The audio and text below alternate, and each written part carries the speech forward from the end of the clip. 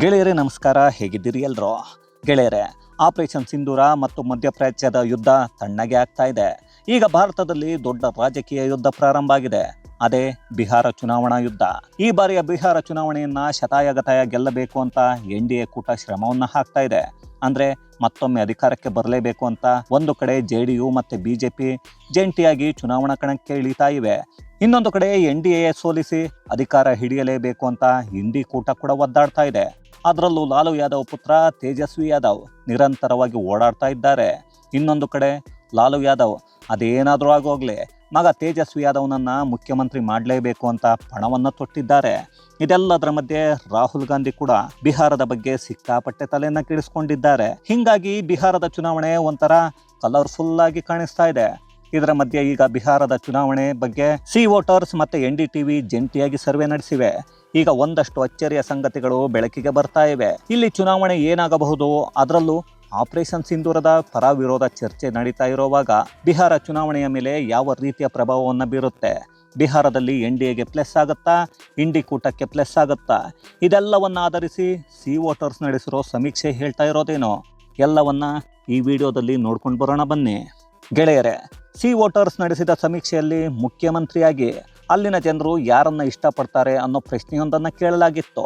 ಅದರಲ್ಲಿ ತೇಜಸ್ವಿ ಯಾದವ್ಗೆ ಅಧಿಕವಾದ ಮತಗಳು ಬಂದಿವೆ. ಅದು ಕೂಡ 34.6% ಜನರು ತೇಜಸ್ವಿ ಯಾದವ್ ಮುಖ್ಯಮಂತ್ರಿ ಆಗಬೇಕು ಅನ್ನೋ ಇಂಗಿತವನ್ನು ವ್ಯಕ್ತಪಡಿಸಿದ್ದಾರೆ. ಆದರೆ ಫೆಬ್ರವರಿಯಲ್ಲಿ ಇದೇ ಸರ್ವೆ ನಡೆದಿತ್ತು. ಆಗ ಇದೇ ತೇಜಸ್ವಿ ಯಾದವ್ಗೆ 40.6% ಇತ್ತು. ಅಲ್ಲಿಗೆ ತೇಜಸ್ವಿ ಯಾದವ್ಗೆ ಜನಪ್ರಿಯತೆ 6% ಕುಗ್ಗಿದೆ. ಹಾಗಾದ್ರೆ ನಿತೀಶ್ ಕುಮಾರ್ ಅವರ ಜನಪ್ರಿಯತೆ ಏನಾದರೂ ಜಾಸ್ತಿ ಆಗಿದೆಯಾ ಅಂದ್ರೆ ಖಂಡಿತ ಇಲ್ಲ.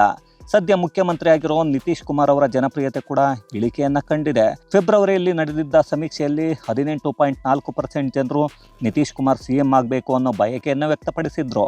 ಆದರೆ ಈಗ ಅದು ಇನ್ನೂ 1% ಕಡಿಮೆ ಆಗಿದೆ. 17.4%ಗೆ ಕುಸಿದು ಹೋಗಿದೆ. ಅಲ್ಲಿಗೆ ನಿತೀಶ್ ಕುಮಾರ್ ಅವರ ಜನಪ್ರಿಯತೆ ಕೂಡ ಕುಸಿತವನ್ನ ಕಾಣ್ತಾ ಇದೆ. ಬಿಹಾರದಲ್ಲಿ ಯಾರ ಜನಪ್ರಿಯತೆ ಹೆಚ್ಚಾಗಿದೆ ಅನ್ನೋದನ್ನು ನೋಡಿದರೆ ಅದು ಪ್ರಶಾಂತ್ ಕಿಶೋರ್ ಅವರದ್ದು. ಈ ಪ್ರಶಾಂತ್ ಕಿಶೋರ್ ಅವರೇ ಬಿಟ್ಟಿ ಭಾಗ್ಯಗಳನ್ನು ಕೊಡೋಕೆ ಕಾಂಗ್ರೆಸ್ ಪಕ್ಷಕ್ಕೆ ಮನೆ ಹಾಳು ಐಡಿಯಾ ಕೊಟ್ಟಿದ್ದ ವ್ಯಕ್ತಿ. ಅವರು ಕಾಂಗ್ರೆಸ್ ಪಕ್ಷದಿಂದ ಹೊರಗೆ ಬಂದು ಜನಸ್ವರಾಜ್ ಪಕ್ಷವನ್ನು ಕಟ್ಟಿದ್ರು. ಜೊತೆಗೆ ಬಿಹಾರದಲ್ಲಿ ಮ್ಯಾಜಿಕ್ ಮಾಡ್ತೀನಿ ಅನ್ನೋದನ್ನು ಹೇಳ್ತಾ ಇದ್ರು. ಅದಕ್ಕಾಗಿ ಬಹಳಷ್ಟು ಓಡಾಡ್ತಾ ಇದ್ದಾರೆ. ಫೆಬ್ರವರಿಯಲ್ಲಿ ನಡೆದ ಸಮೀಕ್ಷೆಯಲ್ಲಿ 14.9% ಇದ್ದ ಜನಪ್ರಿಯತೆ, ಅದರಲ್ಲೂ CM ಆಗಬೇಕು ಅನ್ನೋ ಇಂಗಿತವನ್ನು ವ್ಯಕ್ತಪಡಿಸಿದ್ರು. ಅದು ಈಗ 18.2%ಗೆ ಏರಿಕೆಯಾಗಿದೆ. ಸುಮಾರು 4% ಜನಪ್ರಿಯತೆ ಹೆಚ್ಚಾಗಿದೆ. ಇನ್ನು ಕೇಂದ್ರ ಸಚಿವ ಚಿರಾಗ್ ಪಾಸ್ವಾನ್ ಕೂಡ ಬಿಹಾರದ ಚುನಾವಣೆಯ ಕಡೆಗೆ ನೋಡ್ತಾ ಇದ್ದಾರೆ. ಚಿರಾಗ್ ಪಾಸ್ವಾನ್ ಕೂಡ ಬಿಹಾರದ ಮುಖ್ಯಮಂತ್ರಿ ಆಗೋ ಆಸೆಯನ್ನೇ ಇಟ್ಕೊಂಡಿದ್ದಾರೆ. ಫೆಬ್ರವರಿಯಲ್ಲಿ ಇದೇ ಚಿರಾಗ್ ಪಾಸ್ವಾನ್ ಅವರು CM ಆಗಬೇಕು ಅನ್ನೋದನ್ನು 3.7% ಜನರು ಅಭಿಪ್ರಾಯವನ್ನು ಹೇಳಿದರು. ಆದರೆ ಈಗಿನ ಸಮೀಕ್ಷೆಯಲ್ಲಿ 9.9% ಜನರು ಮತವನ್ನು ಹಾಕಿದ್ದಾರೆ. ಅಲ್ಲಿಗೆ ಸುಮಾರು 6% ಜನಪ್ರಿಯತೆ ಹೆಚ್ಚಾಗಿದೆ.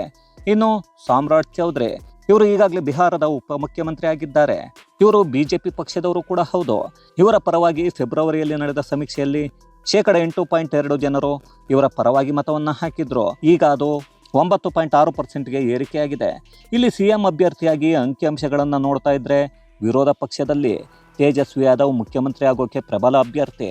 ಅವರಿಗೆ ಮತ್ತೊಬ್ಬ ಪ್ರತಿಸ್ಪರ್ಧಿ ಇಲ್ಲ. ಕಾಂಗ್ರೆಸ್ ಮತ್ತು RJD ಅಧಿಕಾರಕ್ಕೆ ಏನಾದರೂ ಬಂದರೆ ತೇಜಸ್ವಿ ಯಾದವ್ ಮುಖ್ಯಮಂತ್ರಿ ಆಗ್ತಾರೆ. ಯಾಕಂದರೆ ಸದ್ಯಕ್ಕೆ ಕಾಂಗ್ರೆಸ್ಗೆ ದೊಡ್ಡ ಮಟ್ಟದ ಗೆಲುವು ಸಿಗೋದು ಅಷ್ಟೊಂದು ಸುಲಭ ಅಲ್ಲ. ಬಿಹಾರದಲ್ಲಿ ಕಳೆದ ಚುನಾವಣೆಯಲ್ಲಿ ಕಾಂಗ್ರೆಸ್ ಕೇವಲ 26 ಕ್ಷೇತ್ರಗಳಲ್ಲಿ ಮಾತ್ರ ಗೆದ್ದಿತ್ತು. ಈಗ ಅದು ಇನ್ನಷ್ಟು ಇಳಿಕೆ ಆಗುತ್ತೆ ಅನ್ನೋದನ್ನು ಸಮೀಕ್ಷೆ ಹೇಳ್ತಾ ಇದೆ. ಹಾಗಾಗಿ ವಿಪಕ್ಷದಲ್ಲಿರೋ ಎಲ್ಲರೂ ತೇಜಸ್ವಿ ಯಾದವ್ ಒಬ್ಬರನ್ನೇ ಬೆಂಬಲಿಸಬೇಕಾಗತ್ತೆ. ಆದರೆ ಆಪರೇಷನ್ ಸಿಂಧೂರ ಆದಮೇಲೆ 6% ಜನಪ್ರಿಯತೆ ಕಡಿಮೆ ಆಗಿದೆ. ಇನ್ನು ಆಡಳಿತ ಪಕ್ಷದಲ್ಲಿರೋ ಹಾಲಿ ಮುಖ್ಯಮಂತ್ರಿ ನಿತೀಶ್ ಕುಮಾರ್ ಅವರನ್ನ ಅಲ್ಲಿನ ಜನರು ಮುಖ್ಯಮಂತ್ರಿಯಾಗಿ ನೋಡೋಕೆ ಹೆಚ್ಚು ಇಷ್ಟವನ್ನ ಪಡ್ತಾ ಇಲ್ಲ.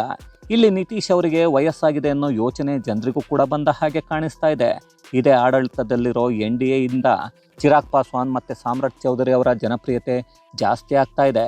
ಇನ್ನೊಂದು ಕಡೆ ಪ್ರಶಾಂತ್ ಕಿಶೋರ್ ತೃತೀಯ ಕೂಟ ಆಗಿ ದೊಡ್ಡ ಪಕ್ಷವಾಗಿ ಹೊರಹೊಮ್ಮುತ್ತೆ ಅನ್ನೋದನ್ನು ಸಮೀಕ್ಷೆ ಹೇಳ್ತಾ ಇದೆ.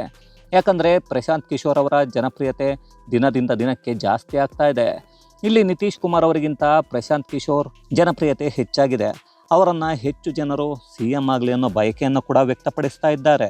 ಗೆಳೆಯರೇ, ಇನ್ನು ಬಿಹಾರ ಸರ್ಕಾರದ ಕಾರ್ಯವೈಖರಿ ಬಗ್ಗೆ ಕೂಡ ಜನರಿಗೆ ಪ್ರಶ್ನೆಯನ್ನು ಕೇಳಲಾಗಿತ್ತು. ಅದರಲ್ಲಿ ನಮಗೆ ತುಂಬ ಖುಷಿ ಇದೆ, ಈ ಸರ್ಕಾರ ಉತ್ತಮವಾದ ಕೆಲಸಗಳನ್ನು ಮಾಡಿದೆ ಅಂತ 31.6% ಜನರು ಫೆಬ್ರವರಿಯಲ್ಲಿ ಹೇಳಿದರು.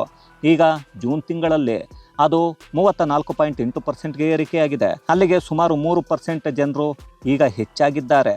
ಈಗಿನ ಸರ್ಕಾರದ ಕಾರ್ಯವೈಖರಿ ಚೆನ್ನಾಗಿದೆ ಅನ್ನೋದನ್ನು ಹೇಳ್ತಾ ಇದ್ದಾರೆ.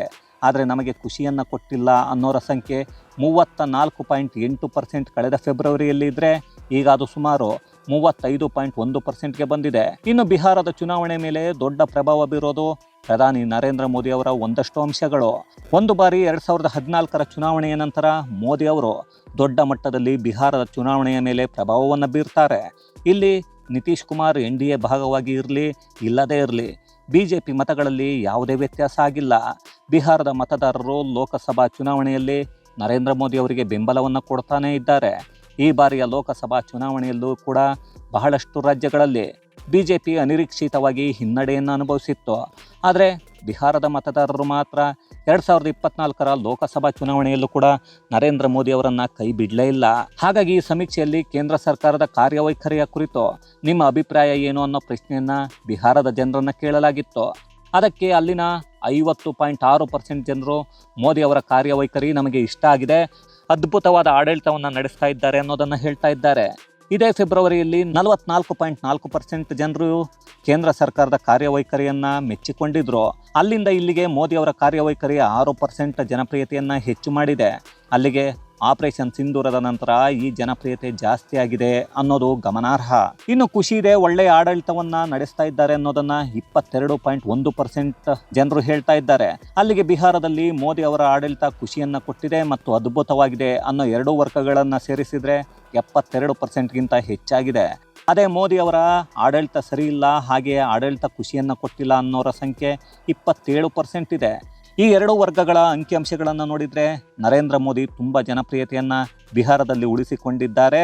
ಜೊತೆಗೆ ಅವರ ಆಡಳಿತದ ಬಗ್ಗೆ ಜನರಿಗೆ ಪ್ರಶ್ನೆಗಳೇ ಇಲ್ಲ. ಇನ್ನು ಕೇವಲ ಪ್ರಧಾನಿಯಾದವರ ಬಗ್ಗೆ ಪ್ರಶ್ನೆಯನ್ನು ಕೇಳಿದರೆ ಸಾಕಾಗತ್ತಾ? ವಿಪಕ್ಷ ನಾಯಕನ ಕುರಿತು ಕೂಡ ಪ್ರಶ್ನೆಗಳನ್ನು ಕೇಳಲೇಬೇಕಾಗತ್ತೆ.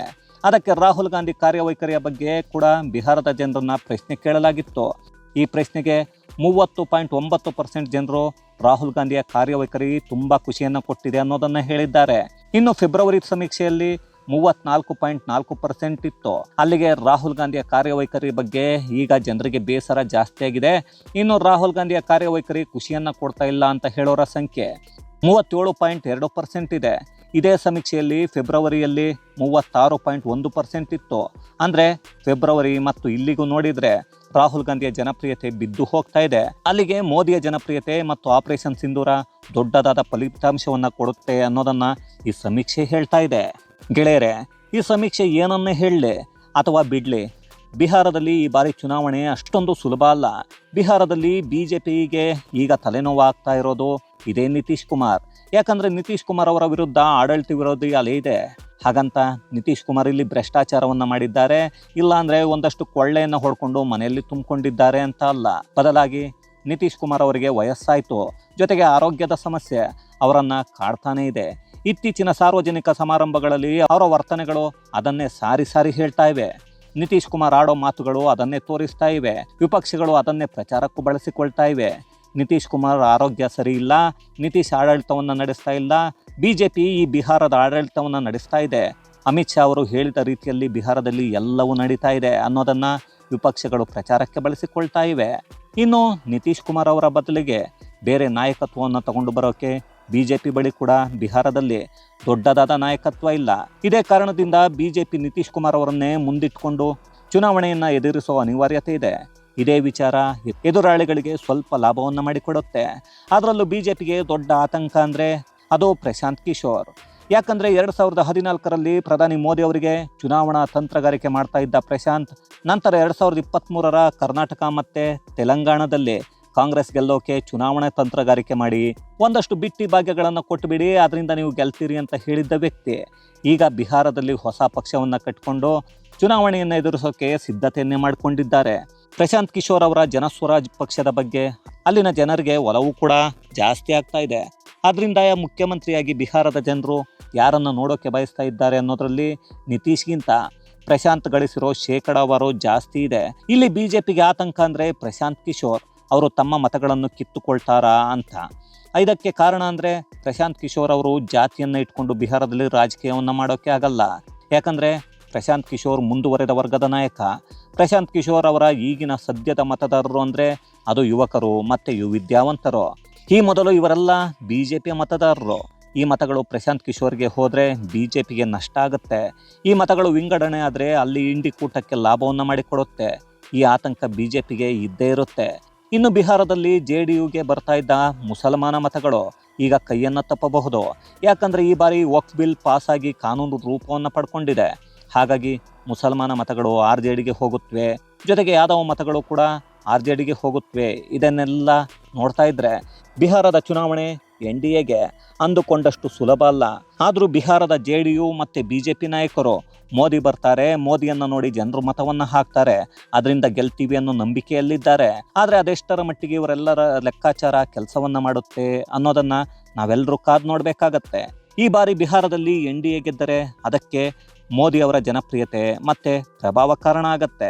ಅದನ್ನು ಬಿಟ್ಟು ಬಿಹಾರದ ನಾಯಕರನ್ನು ನೋಡಿ ಅಲ್ಲಿನ ಮತದಾರರು ಮತವನ್ನು ಹಾಕಿ NDA ಗೆಲ್ಲಿಸ್ತಾರೆ ಅನ್ನೋದು ಸುಳ್ಳು. ಆದರೂ ಕೊನೆಯ ಕ್ಷಣದವರೆಗೆ ಅಲ್ಲಿ ಒಂದಷ್ಟು ತಂತ್ರಗಾರಿಕೆಯನ್ನು BJP ಹೇಗೆ ಮಾಡುತ್ತೆ ಅನ್ನೋದನ್ನು ಕಾದು ನೋಡಲೇಬೇಕಾಗತ್ತೆ. ಇದು ಗೆಳೆಯರೆ ಬಿಹಾರ ಚುನಾವಣೆಯ ಸಮೀಕ್ಷೆ ಕುರಿತಾದ ಒಂದಷ್ಟು ಮಾಹಿತಿ ಮತ್ತಷ್ಟು ವಿಶೇಷತೆಗಳೊಂದಿಗೆ ಮುಂದಿನ ವಿಡಿಯೋದಲ್ಲಿ ಭೇಟಿಯಾಗೋಣ. ಅಲ್ಲಿಯವರೆಗೂ ಕನ್ನಡವೇ ಸತ್ಯ, ಕನ್ನಡವೇ ನಿತ್ಯ.